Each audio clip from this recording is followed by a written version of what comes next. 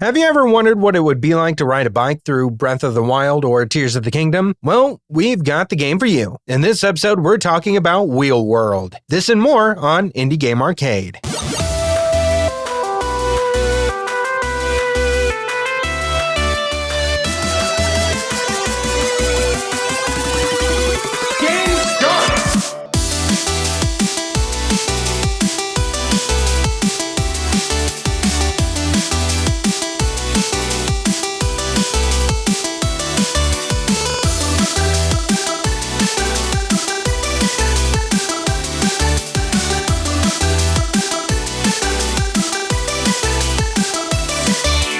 Hey, and welcome to Indie Game Arcade, a podcast that deep dives into the latest and greatest indie games. My name's Chris. I'm Joseph. Joseph.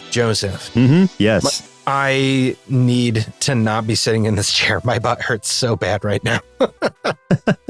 I'm used to standing up recording these episodes because, I don't like to sit for long periods of time. But there is something going on with my computer in my booth. So I'm recording on my other computer, which is literally 3 steps away outside the booth.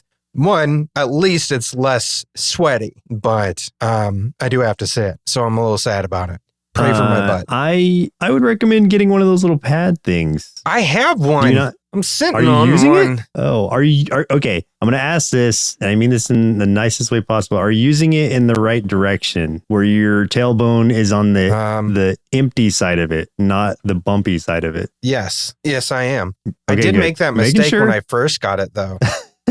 Yeah, I mean, it's hard to tell because it looks like if you got the kind I'm thinking of, it looks like almost like a toilet seat shape. Yeah. And it's like, hey, great. I know how toilet seats work. I've been sitting on them my whole life. Well, also, I just need the hole to face outward. And that's not right.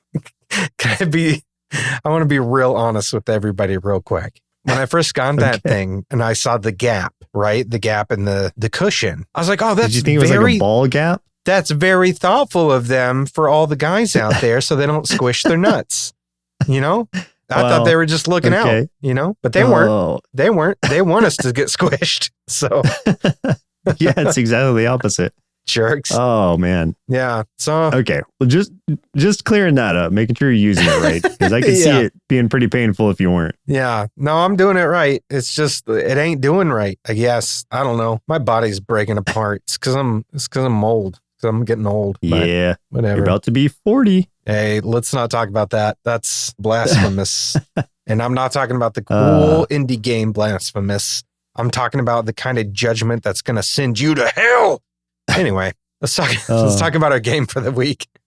Power Up! Wheel World was released on July 23rd, 2025. This was developed by Messhoff, which is known for the Nidhogg series.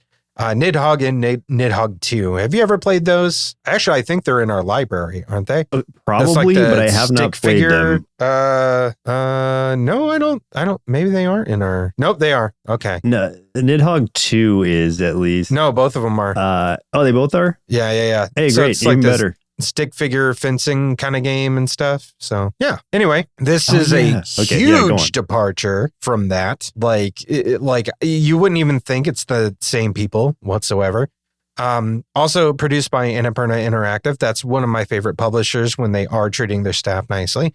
Retails for $19.99. For a quick description, you play as Cat, a spirit-chosen cyclist tasked with retrieving legendary bike parts to perform a mystical, I said that weird, I was like, to perform a mystical ritual called the Great Shift to save Wheel World from collapse. So you do this with the aid of Scully, who is a bike demon or daemon. I don't know. They have it with the weird A in there. So it's one of those, that always throws me off. Yeah, I know. So it's one of those ones where I'm like, do I say demon? Do I say daemon?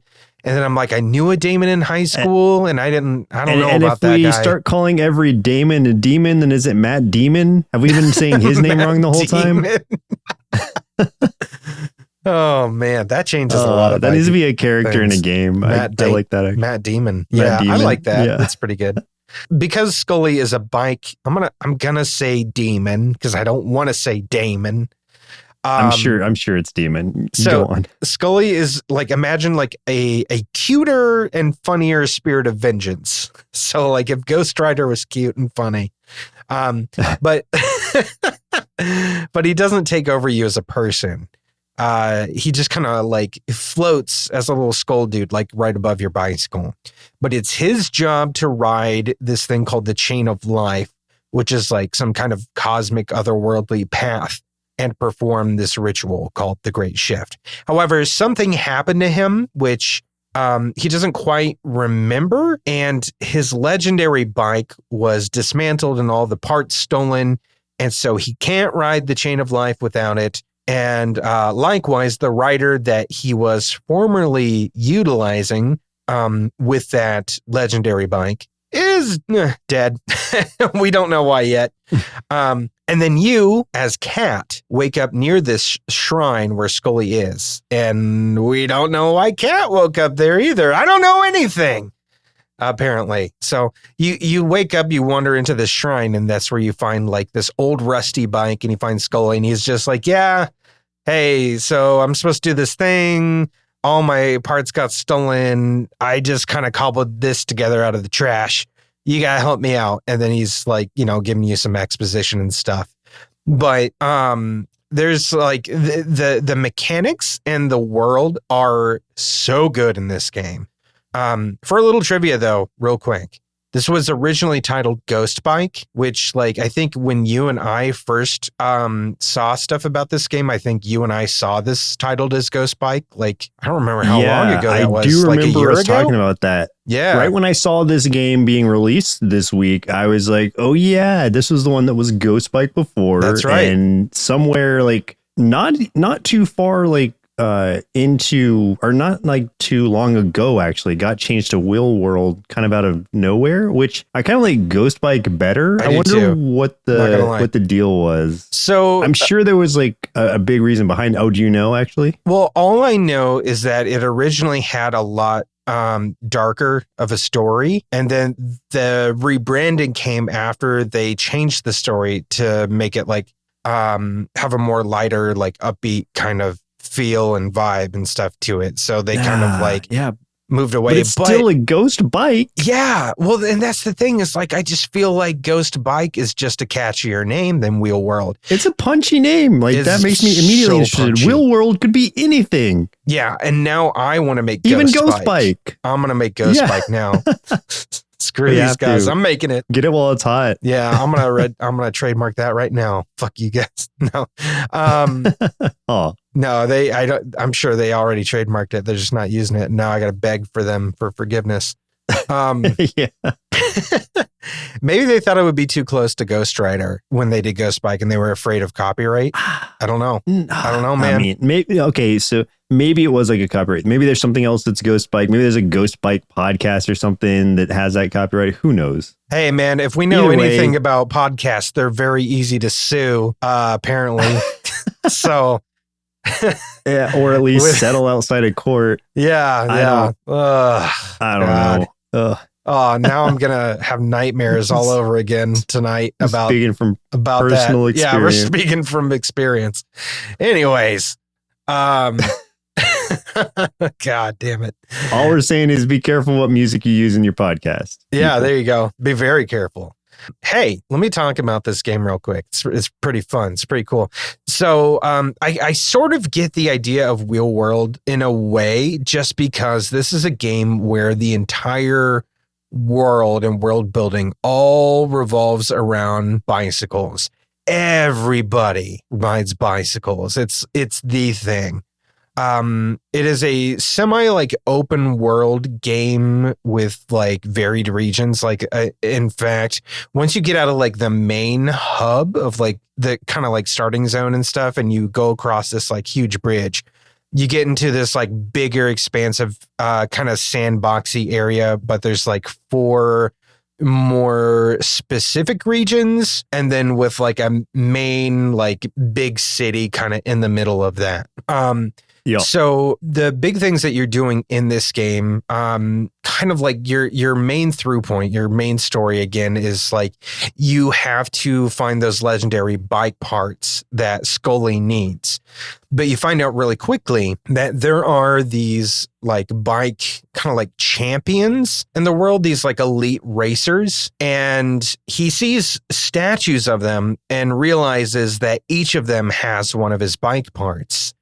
So you are going to have to challenge them to a race. Hope they will accept a challenge to a race, more likely, and try to win each of these bike parts back from them. However, like they don't want to have anything to do with you unless you have enough rep, which is sort of like a currency of sorts in this game. There's a few different currencies, but the big thing is rep. Rep you get from basically beating other racers, like smaller races and stuff like that, but also like other objectives and things like that. So if you think to like one of my favorite games of all time, like Jet Set Radio, there's like those like little gangs and stuff you would run into every once in a while, like Love Shockers or Poison Jam, which are like other like rollerblade gangs or graffiti gangs and stuff. Yeah. And they always have some sort of theme to them. They're kind of goofy. There's a lot of that in this game, but you know, all with bikes and stuff. Like there's like, you run into a game that are just obsessed with being like, they're all like baristas or something, or they're just obsessed with coffee, or they're all obsessed with like bright colored hats. And that's like their whole personality. Anyway. Yeah. So then like you'll have to like challenge these gangs to like races, and there's like different objectives every time you do that. So it's not just like, oh, well, you've got to place first to get like earn rep. It's like it gives you a slew of different things that you can complete within that race to earn like reps. So like you can either come in like within, you know, first to third, we'll give you a point. If you come in first, you'll get a point. There's like a best time that's like already established. And if you beat that, you get rep. There's also like, they do like the Donkey Kong Country thing where like, since your character's name's Cat, they will put a K, A, and T somewhere through the route, and you have to collect them. And if you get that, you get rep. So it's like different things like that they will kind of throw into these like different challenges and stuff. And the routes and the races themselves vary from like easy to like hard, depending on like where you are in the world and stuff, and kind of like the people that you're challenging and stuff also. So it could be as easy as, you know, a straight shot from one place to another, or just like 2 quick loops around these mountains or something like that. Or it could be a difficult one where you are going like this 2 loops like through this like really long route through a city, and literally having to dodge traffic, and you can get hit by cars that'll send you flying. Oh man. Yeah. I have not completed that one because I got hit by a lot of cars. Are they individual races, or are they like challenges that you're completing, like do this in this amount of time kind of thing? If I'm understanding your question, they are races, and then all of those challenges will all pop up at once. Like you could complete all of those at one time, like within one race. Okay. So, but like you don't, so the main thing is winning the race. The challenges are secondary, or you have to do the challenges win the race. You can really do any of them, but like what you want to do is to try to complete all of them, because the more you do, the more rep that you earn. But like if you just do one, you'll just get, 1 point of rep, right? But if you could go back to that race. Yeah, you can go back. Okay. Yeah, you can try as many times. Yeah, that's kind of what I was clarifying. Okay. Is like seeing if like the main plot or the main like the loop is the races themselves, and then the others are just extra for additional whatever experience. Yeah. Or whatever. Yep. Okay. Yeah. And then there is a lot of customizing your bike. And there's like tons of different ways to do this too. So for one, there are these like boxes like all over the world. Like sometimes they're like really hidden. Sometimes they're just chilling out there. You'll find a box. You can pop off your bike, open it. You'll find some random bike part of which then you can like pick it up, go into your menu. And then there's like, I'm trying to remember how many different parts of your bike you can swap parts. I feel like there's about 6 or 7 different bike parts that you can swap in and out. Like you've got like your handlebars, your seat, your train, your back wheel, your front wheel. Like it gets as varied as that. Are they cosmetic only, or do they like affect your steering and speed and stuff? They all affect different things. Like all of them will have stats for different stuff, whether it's like better handling or more power or more grip, which means that you're less likely to skid or something like on a turn, better speed. Like all of them will affect at least like 2 stats usually. From what I've seen so far, like usually you'll get a boost in 2 stats, but it'll also usually take away somewhere. So like they are cosmetic also, but you are getting that same thing where like you do have to kind of pay attention to what those stats are. And the one thing that I do like about this game too is like I've played plenty of games, especially games like even like Mario Kart, where it's just like you can swap different things like your wheels or something like that. And it's like, oh, yes, it'll give you way better handling or something. But when you're playing, you don't feel like any difference. In this, It is definitely not that. Like, I remember getting this one part and I was like, oh, yeah, this part looks pretty cool. I'm going to throw this on. It's a newer part. It makes my bike look a little bit better. I'm just going to do it. So I did it. And then I was skidding out like crazy. And it was because I had lost just like a little smidgen of grip from like the other tire that I had or something. And I was like, oh man, yeah, okay. So if I want this, then I need to find a part that's going to give me some grip back. So it's like they all have some like real effect on your ability. And I really, really like that. But they do have some like that. Just insane, ridiculous things. Like you can find one that makes your like there's one frame that makes your bike look like a horse that you can find. There's one that it looks like a weird human, like a mannequin. It's really creepy looking. You can get a hot dog. It has a huge sense of humor to it. Like it's super quirky. And I love that about it. The one thing that I think is really interesting too is the reason I compared this in the intro to like Breath of the Wild and Tears of the Kingdom is somewhat what the world looks like in a sense. So like you are seeing people riding bikes everywhere. There are like big, like modernish kind of cities and stuff, but mixed in with that is a lot of ruins and stuff all over like ancient looking ruins that look like something you would see out of specifically Breath of the Wild is what I'm thinking. And these huge shrines and stuff like that, where there's other like bike spirits and stuff that you have to go and visit, and they will give you like certain boons. Like they'll upgrade like your turbocharge, which you can use when you're doing things that'll make you temporarily go faster. Like if you're thinking like an arcade racer, like a nitrous kind of boost or something.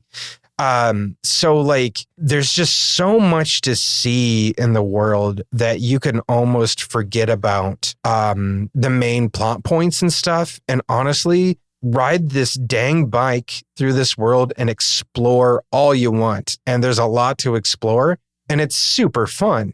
And like you can even just they have a really cool system set up too that you can also get currency for to buy bike parts and stuff. There's like ramps and things and like hidden tracks and stuff hidden all over the world too.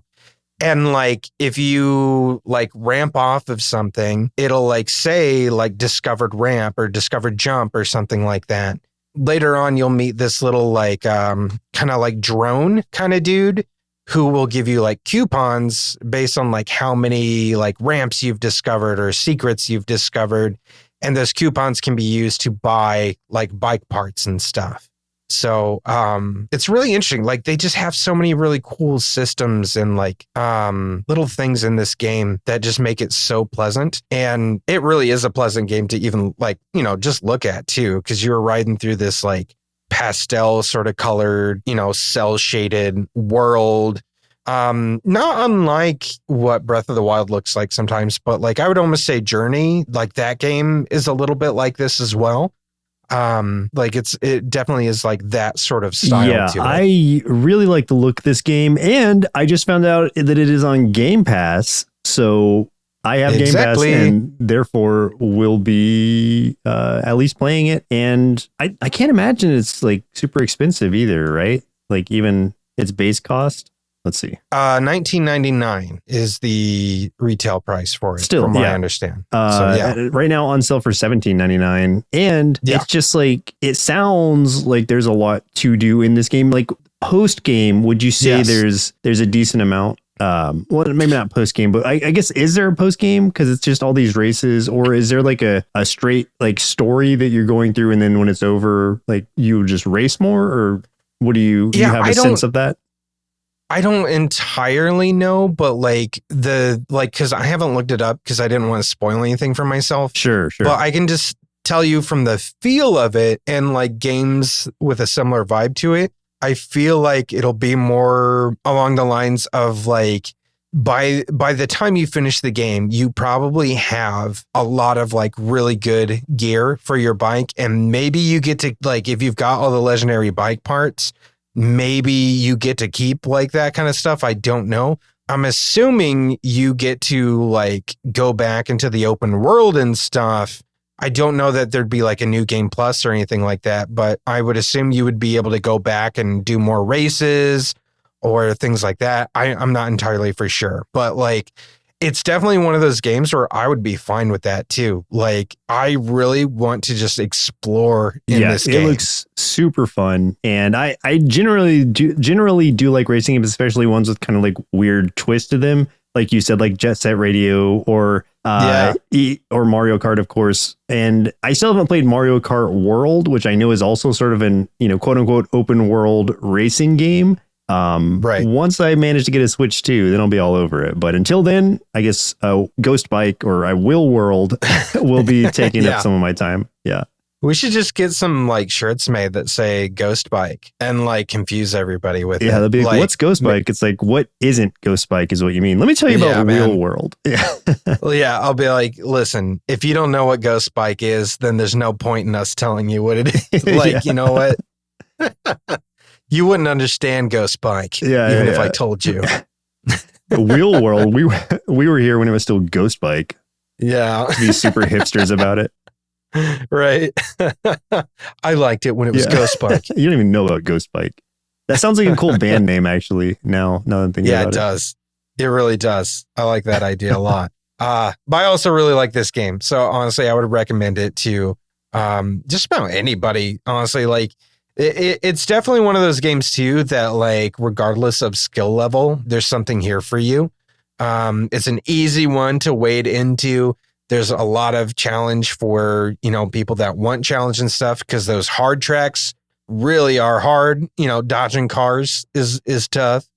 And there's just so much to do and find and so many secrets to uncover. So yeah, this is a big one for me. I'm really, really enjoying it, and I'm going to be playing it for a while, I think. And if you ever wanted to know what it was like to ride a bike that looks like a human torso, this will probably be your only chance, if I'm being honest. Hey, yeah. Well, you never know. I might find a human torso I fit around the frame of my bike. We'll see. Once we get around to making Ghost Bike, the game. Yeah.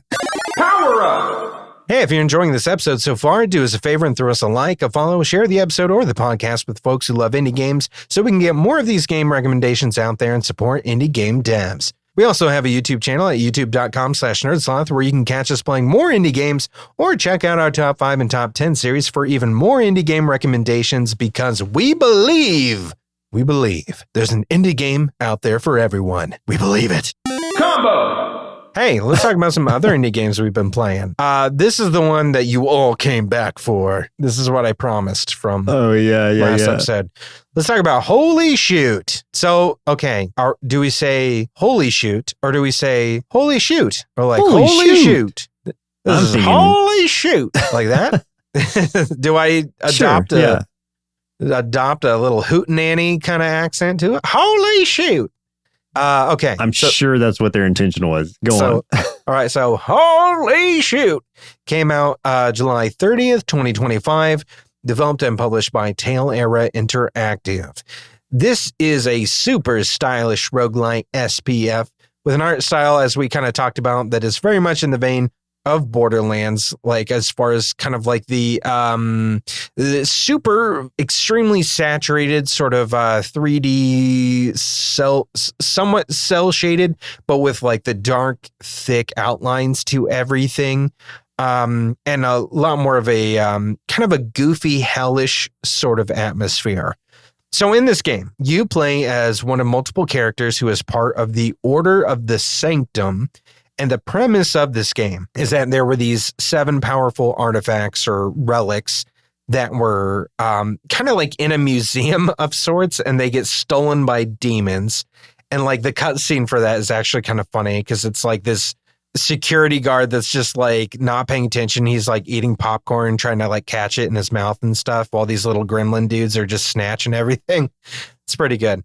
Anyway, so they steal these 7 powerful weapons and bring them back to hell. And so your job as part of this Order of the Sanctum is to drop through a portal down into hell and battle through a series of rooms to get to one of the 7 bosses, which each one of the bosses is sort of like representative of one of the 7 deadly sins.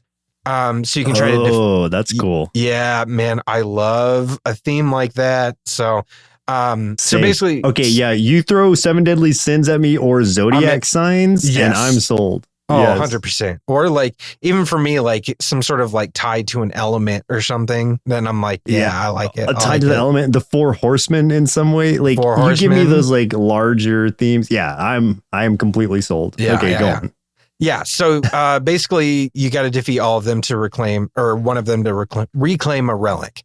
So like you drop in, let's say you drop through the portal, you start in a room, and you get a weapon, and then maybe there's like I'm trying to think of how to explain this. So you think of it as like a series of rooms before you get to the boss, right? And to be successful, you have to kill everything in each room to move on. But each room also has its own challenges. Like there's a time limit, sometimes as low as like 90 seconds. And sometimes there's like the challenge of like, you can't switch your weapons because you can have multiple weapons, right? Or one of the ones I got one time, I was like, oh, are you kidding me? You can't jump. It'll be like, don't jump. So I'm like, shit. Wait. So it disables jumping, or if you jump, you fail the room? It just tells you not. I don't know, because I didn't want to jump. I didn't want to test it. Good boy. You didn't want. Yeah. I assumed like you could probably jump, but then you would fail. So I didn't want to jump. Okay. Yeah. That makes sense. And each character also has like different character abilities. So it's like you might get in there and it's like you can't use any of your character abilities, and you're like, oh dang. So it's like they add these challenges in and stuff on top of like you have to kill everything in this room, and they are all gunning for you, man. As soon as you walk into that room, it's just everything coming at you. So once you clear a room, of which it's like there's usually at least in this first part and like in the demo and stuff, there was usually some stationary things that were almost like projectile things. Like there was like these gargoyle statues that would shoot these really far projectile things. Like no matter where I was in the freaking map, those things were finding me and shooting me with stuff. And then you get your like little imp guys running around that are sort of like cannon fodder. But then you'll also get like these harder guys that have like little crowns on their heads, or like skulls above them. So, like it takes a lot more to kill those guys. You'll have a few of those per room that you get into. So just to kind of give you an idea of like what it's like when you get in there, and maybe the first room you get into, maybe there's like 25 of them or something like that. And then you get in the next room, there's more. So it's like kind of scales up each time. So after you clear a room, there's like a little hub before you go into the next room where you have to, do another challenge and everything. So in that hub is where you can get like a different weapon. So you can like swap your weapons out, and if you want to, and like try something new. There's a thing next to that too where you can apply a different effect to that weapon. So like maybe this weapon will have a small percentage to like stun an enemy or something, or the enemies around it, or maybe instead it'll apply like a bleed damage or something to it. You can like kind of gamble with it, like roll a die and try and essentially get like a random effect on your weapon. And then there's also a little place where you can heal a small amount. It's not going to give you your full health back if you took a lot of damage, but I wouldn't say it's like maybe 25% of your total health. So like if you took a ton of damage and you're almost dead, like it's not going to be a huge significant amount for you. But like, if you didn't take a ton of damage, it'll top you off. That's not bad.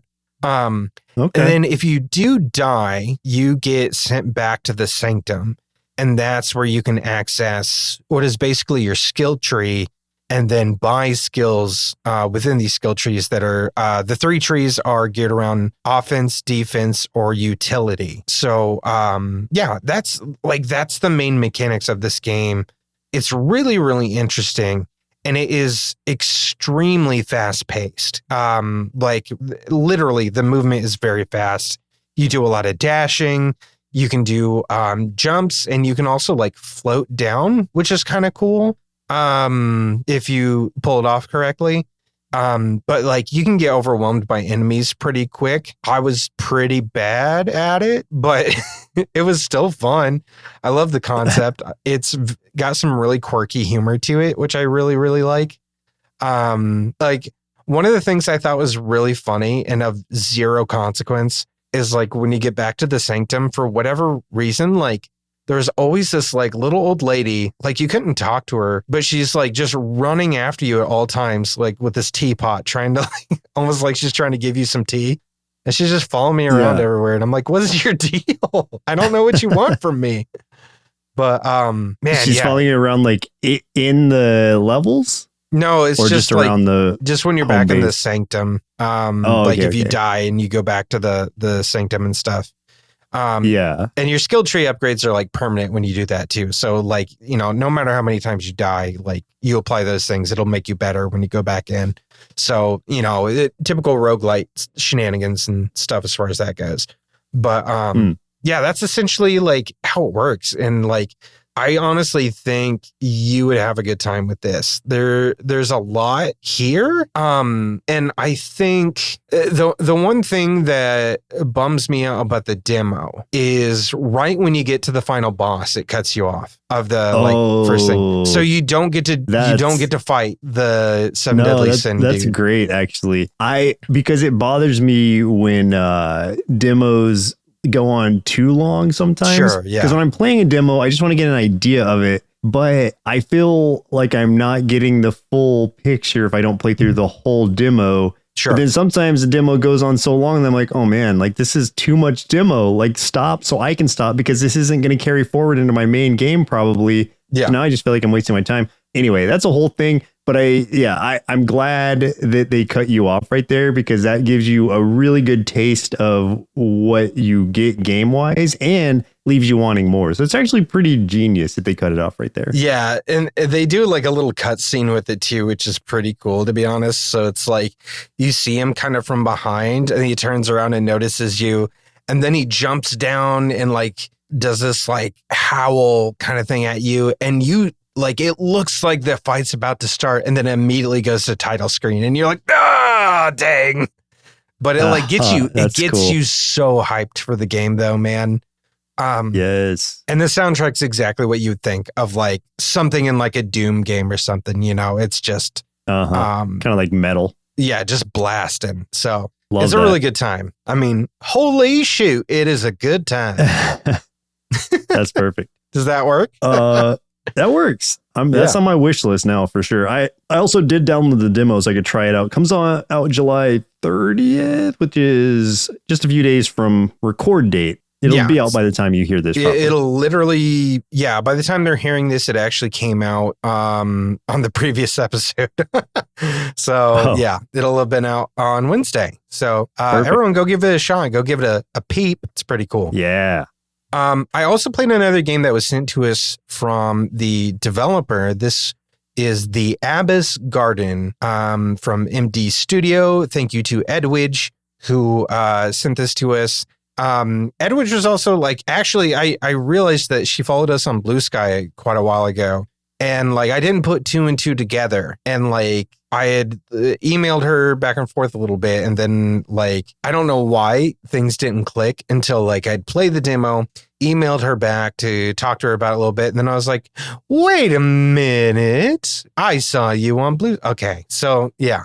I'm a little slow on the uptake, guys, if you haven't noticed that yet. Here's why that doesn't surprise me, because it took you literally until I mentioned holy shoot again for you to realize what holy shoot was actually a reference to, even after you played through the whole demo. Yeah. Anyway, go on. You have no idea how long it took me to realize the joke from Blink 182's Take Off Your Pants and Jacket. You have no... Guys... Guys, that's maybe one of my favorite albums of all time. And also one of your greatest shames. Yeah, I maybe just got the joke like 3 years ago. Oh my gosh. Yeah. Wow. That's where I'm at. Hey, maybe my mind's just not as dirty as yours, Joseph. Maybe I'm just looking for wordplay. Angel I'm just of always a boy. looking for wordplay in everything. So you can't say anything without me thinking twice about it. I'm pure. I'm as pure as they come. Holy shoot. I'm just too pure. Let's talk about this game though. No release date on this yet. It seems like maybe Q3, but we'll see, because we're entering Q3 now. So we're getting there. But if there's an announcement, I'll let y'all know. This is part gardening sim, part visual novel with some political intrigue.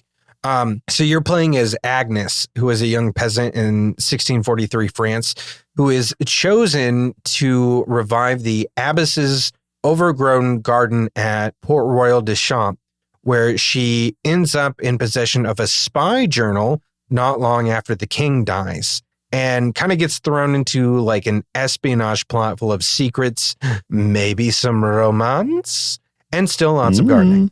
So you are learning about like all these plants at the different stages, like how much water they need at each stage, etc., to like tend to them each day, along with talking to different people in the community each day as well. So I would say that this is a bit of a slow burn. And also that similar in the way that when we discussed Boogie Hunters, the graphics are certainly indie. Also in a mix of both 2D and 3D, but the writing is honestly so solid. Like I was getting sucked into the story way more than I expected, which is the strong suit of the game for me.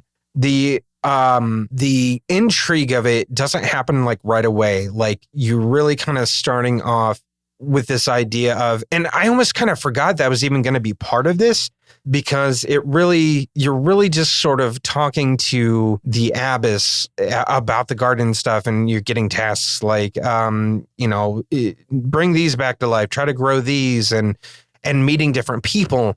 And it just slowly, things start to happen. Like, you hear about the king's death, and these musketeers show up at one point, and they're, not supposed to be there, and they're clearly a little bit threatening, and they trample some of the flowers that you've planted, and someone that you have been looking for ends up hiding there and is like, take this journal, like I need you to like hold on to this, like you're the only person I can trust. And like that's when stuff starts getting really deep. And like that stuff was so interesting. And like, this is the one thing I want to say about this too. The writing of it is like, as far as how things were unfolding, reminded me more of like reading an actual novel. And I'm not trying to say that in the way of you're reading walls and walls of text. Like it is very part visual novel in which you are getting snippets of things, responding and stuff like that. But I just meant like the level of writing felt very much like I was reading a very well-written novel from somebody, you know, not like, you know, the average visual novel written by like a young 20s person, you know, with a bunch of anime girls running around or something like that. You know what I mean? Like, is that making sense? Yeah. So it was extremely, extremely strong from that aspect. So I would love for people to give this one a shot. I'm very interested to see how this one does upon its full release. And like, I think I told her back in the email, I'm like, man, I want to know how this story goes because I'm like sucked in now and I got to know, like, was the king's death? Was that? Did somebody do that? Was that? Oh, okay. What do those musketeers want, man? I don't know. Yeah. Is there something in that garden that shouldn't be there? Is there something buried under there we should know about? There's a lot of questions, Joseph. It's not a Joseph game, I'll tell you that. But this is a Chris game. It looks mine. It definitely looks like a story-rich game, even without looking at the tags. Super. Okay. Yeah. But super story-rich. That's cool, though. Sounds like you're enjoying it a lot. I was. Yeah. Definitely finished that demo really, really quick. And the demo actually took me about an hour. Like, there's quite a bit there. So that was kind of nice. So it's a chunky demo. Yeah. Chunky demo for a chunky boy. Don't ever let me say that again about myself. That was so weird. But now we need to save it as a clip. And anytime you talk about please don't. A long demo, you got to say chunky demo for a chunky boy. For a chunky boy. Self-deprecating humor is so fun. Final round. Let's talk about some upcoming indie games we're excited about. You got anything? You excited for anything, Joseph? Does anything bring you joy anymore? Oh my gosh. Wow, put me on the spot right there. Does anything bring me joy anymore? You go first and then I'll talk about the one I was going to talk about. Okay. Static Dread, The Lighthouse comes out on August 6th. This is like Lovecraft meets Papers, Please. You are playing as a lighthouse keeper and you guide ships safely into the harbor using your radio. All the while like trying to survive the presence of something impossible and don't let the shadows consume you. Yeah, it's a spooky Papers, Please-ish kind of game. I love for whatever reason I've kind of gotten into that thing of like the Paper Please idea of like having very tactile things to do on the screen has become something that I've just really come to enjoy in games. There's been a few games like that, like Uncle Chop's Rocket Shop has been another one that I thought was really, really fun. You totally reminded me that I bought that game and I haven't played it yet, and I need to. You did buy that game. Yeah. Beholder Conductor, which came out recently, also has a lot of that too, like where you're having to, you know, like I don't want to call them Sims because those games are not sim games, but they have some kind of like sim aspect to that. But I love when it mixes dark themes or in this case, like, you know, Lovecraftian, like actual horror into the mix too. So I'm very excited to see what this game's going to be like. Yeah, that sounds like right up your alley for sure. You've been playing a ton of horror games recently. Hey man, I like me some horror games. That's true. As much of a fan of horror movies as I am, I just don't dive into horror games that much. Although I did see, and this isn't an indie game probably, but I did see that the Hellraiser game is coming out and it's a single player experience. And the fact that it's not an asymmetrical knockoff of Dead by Daylight makes me very excited to try that one out. If I see a single generator in that game, I swear to God, no, I will not play any game that has a generator. I'm so not sick anymore. Of that crap. You're like, anti-generator now. Come up with any other idea at all. Yeah. Please. I mean, the Ash versus the Evil Dead game wasn't generator based, but it had other problems that I didn't play much of. So I don't know what those were, but I know it wasn't like good. Received too well. there is one horror adjacent game that I know you would like, and I really want you to try it, which is Dredge. Yeah, that is one that I do want to try, and that's the one with the like the boat you out fish. on the fishing horror sim, basically. Yes, or the horror fishing sim. I think that's the one, man. I think that's the horror game that you're really going to enjoy. I think that'll bring me in. What's funny about that is like my friend Justin actually posted that he beat Dredge and the DLC and he wants more, or he wishes there were more to play. So it's like that. Oh, and wow. he's not a huge gamer person. So the fact that he got that into it and the DLC and all, and like that says a lot for the staying power of that game. So yeah. I want to dive into it for sure. I haven't completed the DLCs, but like I remember when Dredge first came out, I think that was around the time that my daughter was born, if I remember right. Because I just remember like really, yes, that was around the time that she was born. Like It was came out a little before. So like I remember long stretches of playing that game while she's literally just napping on my lap and I'm just playing it on my Steam Deck. Like literally, like I would just be playing it for hours and just letting her like nap on my lap and stuff. So she's just like seeping in the horrors of the noises that are going on. Oh, dude, not only that, but like we watched through the entirety. We watched all of the Poltergeist movies. We watched all of the Nightmare on Elm Street and the Halloween movies. And we watched everything, man. That sounds like my childhood. In her DNA. I love that. So, well, when she's old enough, like she and I are going to be best friends. We're going to have to talk. Absolutely. The game I wanted to mention is one that I had talked about before on this show during one of the Next Fest episodes. And that is Ninja Gaiden Ragebound. And oh yeah, dude, I had such a good, I won't like repeat too much of what I said before, but I had such a good time with that game. It is back to the like 2D side scrolling sort of Ninja Gaiden. And it's got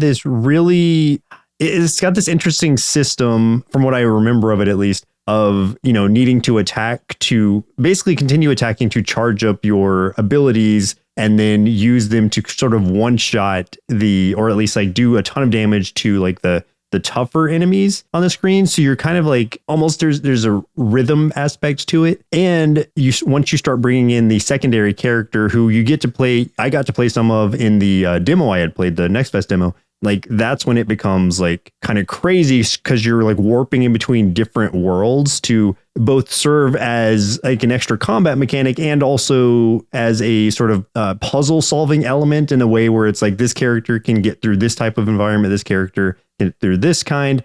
And it's the back and forth switching is an interesting aspect of it just in general, but it's also makes the flow of the combat just feel really unique. And plus the graphics are really cool. So I was completely sold in this game just from the Next Fest demo I had played. And I only now found that it's coming out on July 31st, like the full version, not an early access or anything. So that's one I'm absolutely going to pick up and know already I'm going to enjoy. Heck yeah. So that comes out as of listening to this, it's out yesterday. So go check that out. One of those games too that is really cool in that it's one of those games that has a legacy from a larger studio and stuff that they've been like, you know what? Those young upstarts, they know what they're doing better than we do. Us old triple A's. They know what they're doing. Let's hand the reins off to them. Yeah. I love seeing indie studios being able to pick up the reins on IPs like this. Me too. That is like what makes it really exciting to see franchises like Ninja Turtles or like that Tactics one that came out recently, or like even Power Rangers games. Good. Even though that game when it had first come out wasn't like as complete as it could have been. They have patched it since and made it feel a lot more like I wish it had been when I had initially played it. But that's because they have the ability to do so because there's a lot more flexibility with those indie studios. And what I love about that is like indie studios primarily are going to be made up of people who are in it to make games primarily. It's less about the money initially. And therefore they have a purer vision of sort of what good gameplay is like. So for the studios to hand these franchises over to people who are already into games and making games makes a ton of sense to me. And you're going to get something generally a lot more aligned with like what a gamer is wanting from a franchise game versus ones that are just spit out by AAA studios because of the franchise itself, because of the title. And I'm not saying all AAA games are bad or anything like that, but like that's how you get something like the Suicide Squad game that came out. The Suicide Squad killed the Justice League, which is like a $70 game or 60 something $70 game that is just awful versus these like sub $20 games that are just amazing and I could play forever. Yeah, exactly. That I will remember for so long. Like that Teenage Mutant Ninja Turtle one that you were just referencing a little bit ago. Like I keep thinking, like a lot of times there's plenty of indie games I'll play and just, you know, I might forget about it a few months later, even though it was good. But like, you know, that's one of the ones that I'm like, man, I keep thinking about it. And I'm like, I just wish there was more for me to do in that one. It was just so well done. And it's like, yeah, man, there's so many good studios just doing God's work. What's exciting about that, as I won't talk for too much longer because I know we're running long in the episode, but like the Ninja Turtle one specifically, it's like that is sort of an experimental thing where they were given the reins to do something with it as almost like a test. And it looks like that was a very successful test. So I'm hoping that more comes of that. If not with the Ninja Turtle franchise, at least in some sort of tactical game that's using similar elements to that. Yeah, man, I hope so. I hope they do more with that because like I want to see it. The only problem, and this isn't a problem so much, but it's like when we talk about indie games and we're talking about them so much, like they are just like, you know, they're a language we speak well because we're so familiar with that side of things. But when someone who isn't like either is a very casual gamer or just doesn't play games at all, when I tell them I play video games and they ask me like, oh, what games do you play? And I'm like, oh man, I can't go into this. You're not going to have any idea what I'm talking about. I literally had that happen this weekend with some of the people we were staying at our Verbo with, where I was talking to this guy. I'm like found out he played video games and I haven't really connected with this guy on much before. So like, dude, have you checked out Suicide Squad Kill the Justice League, bro? No. Oh man. I was just like, yeah, so what kind of games are you playing? He's like, oh, Ghost of Tsushima. And I'm like, great game. Oh shit. Yeah, I know. But I'm like, oh boy. Well, let me tell you about Date Everything. Have you ever wanted to know what it's like to date your toilet? Yeah, actually, though, like when I mentioned that, his wife got very excited because she actually knew exactly what I was talking about. Yeah, that's the really good side of that is when someone does chime in and they're like, "Oh man, I know about that game." And they're like, "Okay, we're friends now." Yes, because it's the same. It's when I mention horror movies out in the wild, and I mention one that's like a B movie or something that's like, you know, a lesser known horror movie, and someone knows what I'm talking about, or I hear someone talking about it, I'm like, oh, I got to get in on this conversation.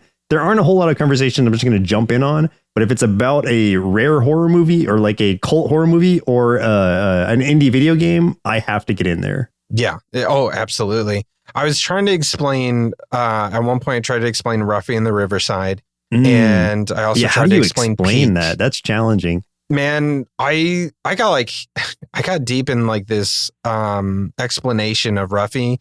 And then I stopped and I was just like, I sound like a crazy person right now. Like, there's no way I'm not being judged on every word I say. Yeah. So, there's no winning this. I'm so glad people listen to this and can semi-speak the languages that we're speaking when we're talking about these games. Because there are a lot of like really wild sort of like mechanical things that we talk about only because you really have to sell the game. Yeah, Balatro. It's like, I tried to explain Balatro and I was like, I sound insane. I sound like a crazy person. I'm like, it's poker, but it's not poker. It's you got to collect the Joker cards. The first like 5 seconds and then it's not. Yeah. But you still need to know every like the Joker basic card poker will hands. change. Yeah. Every Joker card's going to change your score and you got to beat these blinds. And then, like, there's the one that's a banana and it might eat itself. And I'm like, God damn. Yeah. I went to bed just feeling a little ashamed of myself. I'll see myself out. Yeah. Yeah, I ended up going to bed pretty early that night. But hey, anybody who is listening to this, like, you are one of us, and I'm proud to be a part of this like ragtag crew. Hell yeah, man! Viva la indie game or Pinata, one of those two. Whichever one. Game over. Hey, if you had a good time listening to this episode, stick around for the bumper to learn how you can help support the show and all the things we do here at Sloth Creative. You can also check the show notes for our link tree, which will take you to our social media, Discord, subreddit, merch store, and tons of other cool stuff. But get in touch with us. Let us know what indie games you are playing so we don't feel weird. And help us elevate these games so we can help support indie game devs. But that's game over for us. My name's Chris. I'm Joseph. And we'll continue on the next episode. Continue. Indie Game Arcade is recorded and produced by Sloth Creative. If you're looking for more gaming content, head over to youtube.com/nerdsloth for indie game let's plays and recommendations. If you'd like to support the show, head over to patreon.com/nerdsloth, where you can select a pledge and receive access to hundreds of hours of bonus content from everything at Sloth Creative. If you're an indie game developer and would like us to review your game or explore other opportunities, send an email to nerdslothcreative@gmail.com with the subject line Indie Game Arcade. Thanks for listening, and keep supporting indie game devs.